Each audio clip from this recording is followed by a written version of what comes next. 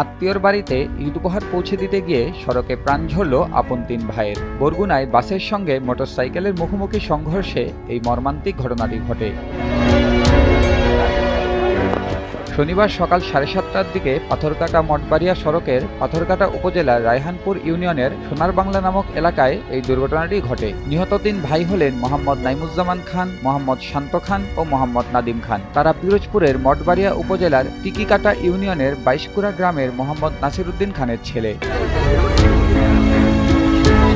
Police ও প্রত্যক্ষদর্শীদের বরাতে জানা যায়, সকালে পাথরঘাটা থেকে ঢাকার উদ্দেশ্যে ছেড়ে যাওয়া রাজীব পরিবহনের একটি বাস পাথরঘাটা উপজেলার রায়হানপুর ইউনিয়নের সোনার বাংলা নামক এলাকায় পৌঁছালে বিপরীত দিক থেকে আসা একটি মোটরসাইকেলের সঙ্গে মুখোমুখি সংঘর্ষ হয়। এতে ঘটনাস্থলেই মোটরসাইকেল আরোহী ৩ ভাই নিহত হন।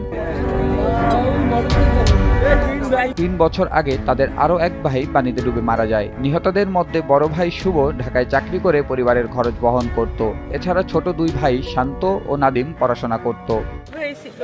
এক ভাই এই 3 বছর হয়েছে পুকুর পরে মারা গেছে। ওরা যাইতেছিল কেরাতপুর যাইতেছিল। ওর সাথে কাজ করে। ওর আবার চাষার ওই শালার ছেলে কি জানি দিয়েছে, ওইগুলো দিয়ে আসতে যাইতেছিল। 2 ভাই ছোট 2জন লেখাপড়া করে আর বড় ভাই চাকরি করে ঢাকায়। ওরা ওই বড় ভাইয়ের এক বউ আছে আর এই 3 ভাই আর ওর আম্মু আব্বু। বড় ওই ভাই ছিল যে আর কি সংসারের যাবতীয় সকল দায়িত্বই পালন করে। এমন মর্মান্তিক ঘটনায় সড়কে রাজীব পরিবহন বন্ধের দাবি স্থানীয়দের। আমাদের এই লাইনে আমরা রাজীব পরিবহন চাই না। আমাদের এই লাইনে যদি 20টা দুর্ঘটনা ঘটে, 20টার ভিতরে আপনার 18টা ঘটে রাজীব পরিবহনের। আমরা চাই না আমাদের এই লাইনে রাজীব পরিবহন থাকুক। রাজীব পরিবহন যদি থাকে ড্রাইভার চেঞ্জ করুক, প্রশিক্ষণ পাবে।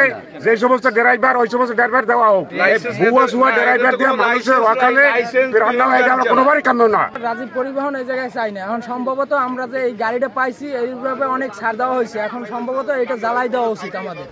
দুর্ঘটনার বিষয়টি স্থানীয়রা পুলিশকে জানালে ঘটনাস্থলে গিয়ে মরদেহ উদ্ধার করে মর্গে পাঠায় পুলিশ। এখানে এই যে আপনার সকাল অনুমান 8:15টার দিকে এই ঢাকাগামী যে রাজীব পরিবহন, এটার সাথে যে একই মোটরসাইকেলে 3 জন আপন 3 ভাই আরোহী, এরা কেরাতপুরের দিকে যাইতেছিল। মুখোমুখি সংঘর্ষ। এখন আইনি প্রক্রিয়া যেটা আছে সেটাতে যাচ্ছি আমরা।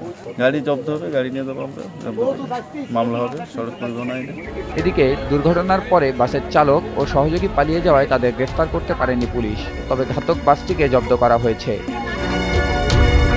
নিউজ ডেস্ক, দেশ টিভি।